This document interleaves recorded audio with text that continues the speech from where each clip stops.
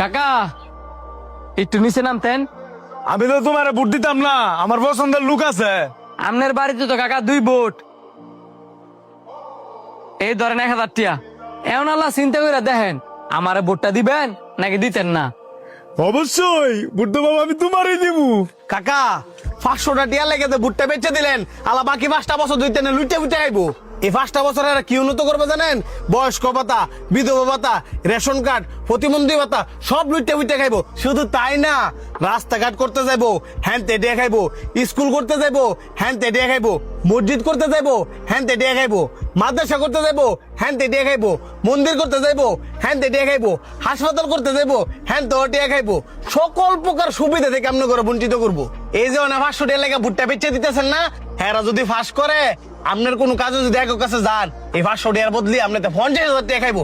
এই খাইতে খাইতে খাইতে খাইতে অনেকটা দেখছেন এর দুনি এই সঙ্গে এই বুট্টা মারা বানাইবো।